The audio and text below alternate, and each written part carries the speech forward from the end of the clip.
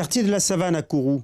Depuis 6 ans, les cases se multiplient, adossées aux propriétés de cette partie de la ville.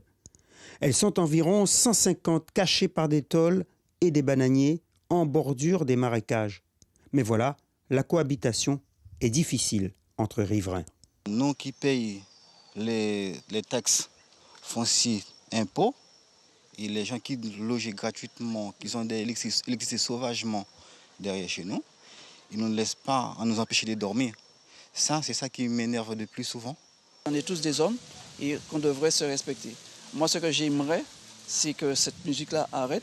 En plus, il y a un problème d'hygiène, parce que derrière, ces gens-là, ils font leurs besoins où? Je ne sais pas. Avec le temps, le squat a pris une dimension insoupçonnée vue de l'extérieur. Si la crise du Covid a permis l'installation de bornes d'eau, l'électricité, comme souvent, est soit vendue par les voisins ou détournée du réseau public. François Ringuet, le maire de Kourou, en compagnie du président de la voie kouroussienne, arpente la petite allée centrale.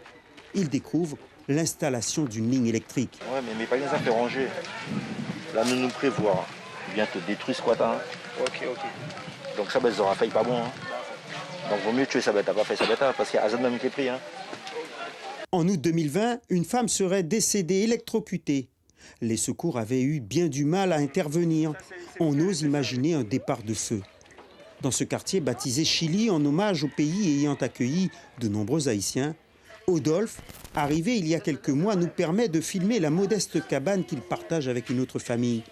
Ici, pas de salle d'eau, mais les toilettes se déversent dans une fosse septique.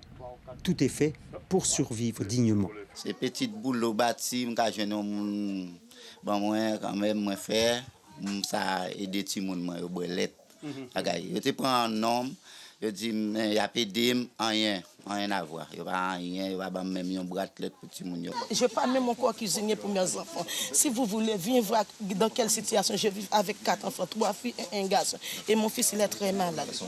Des plaintes comme celle-ci, le maire en a entendu de nombreuses pendant sa visite.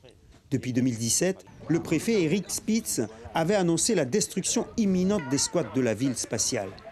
J'ai l'impression que l'État fait comme si on n'entend rien, on ne comprend pas. On s'occupe de quelques Cubains qui sont arrivés, on les met à Sinnamary.